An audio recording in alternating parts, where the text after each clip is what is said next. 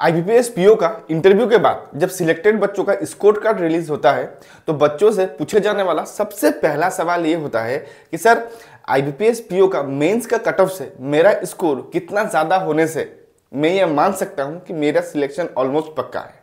ठीक है। और दूसरा सवाल ये होता है कि सर मेंस का जो कट ऑफ है उससे मेरा जो स्कोर है 1 या 2 मार्क्स से ज्यादा है, आपको क्या लगता है मेरा सिलेक्शन पॉसिबल है कि नहीं? तो इस तरह का कई सवाल बच्चों का माइंड में होता है। तो आज के इस वीडियो में हम लोग इसी को लेकर डिटेल्स डिस्कस करेंगे, तो वीडियो का एंड तक जरूर बने रहिएगा। जो सेकंड सवाल था कि मेरा मेंस का जो कट ऑफ है उससे मेरा 1 या 2 नंबर ही ज्यादा है, तो क्या मेरा सिलेक्शन पक्का है? अगर मैं इनिशियली ये बोल दूं हाँ आपका सिलेक्शन होने का चांसेस है, ये नहीं बोलूंगा बहुत ज्यादा है लेकिन है। ठीक है। और किस तरीके का है ये सारा चीजें हम लोग एक एक्सेल शीट के द्वारा हम लोग समझेंगे, लेकिन उससे पहले हम लोग ये एक बार देख लेते हैं कि इस बार कट ऑफ क्या था। अगर मैं यूआर का बोलूं 66.5 था, ओबीसी का 66 था, एससी का 55.25 था, 54.25, एसटी का 47.5 एंड ईडब्ल्यूएस का 64.75 था। ठीक है।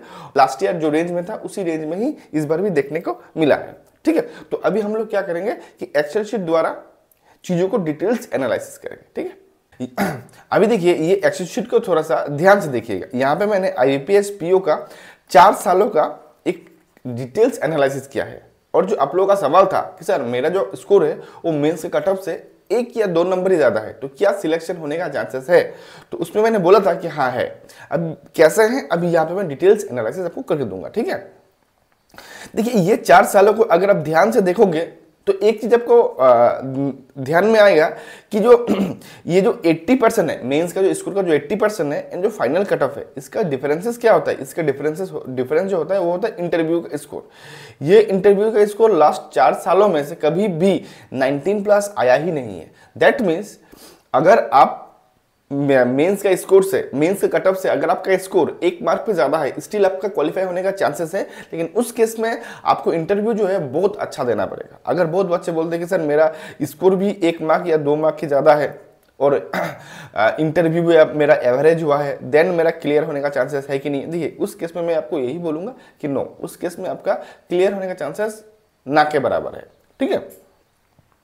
तो अगर हम लोग इस चार्ट को अगर थोड़ा सा ध्यान देते हैं तो एक चीज यहां पे समझ में आएगा कि यूआर का अगर बात करूं तो यूआर का लास्ट 4 सालों में जो रेंज था वो नियर बाय 19 का ही रेंज रहा है। ठीक है। उसके बाद अगर मैं ओबीसी या ईडब्ल्यूएस का अगर मैं बात करूं तो इनका जो है इनका 17 to 18 का रेंज रहा है। ठीक है। और एससी एसटी का अगर मैं बात करता हूं तो इनका जो रेंज रहा है वो 16 to 18 का रेंज रहा है। अभी यही चीजों को लेकर एक डिटेल्स एनालिसिस करेंगे। पहले ये चीजों को समझते हैं कि ये टेबल किस चीज का है। देखिए ये जो है ये एक्सेस मार्क, किस चीज का एक्सेस मार्क कि आपका जो कट ऑफ से आपका स्कोर कितना ज्यादा है। ठीक है। अगर मैं वो जो डिफरेंसेस है वो अगर 19 भी अगर मान लूं, अरे भाई आपको इंटरव्यू में कितना मिलना चाहिए ताकि आपका सिलेक्शन होने का चांसेस मैक्सिमम हो। ठीक है। ये ओबीसी एंड ईडब्ल्यूएस का मैंने 18 ले लिया है एंड एसटी एससी का मैंने क्या लिया 17 लिया है। देखिए अभी अगर मैं आपका 1 मार्क ज्यादा है दैट मीन्स आपका जो 80% होगा वो होगा 0.36। अगर 2 मार्क ज्यादा है ये होगा 0.71। ये 3 मार्क जो ज्यादा है ये होगा 1.07। ये जो 4 मार्क ज्यादा होगा ये सारा डिटेल्स यहाँ पे है।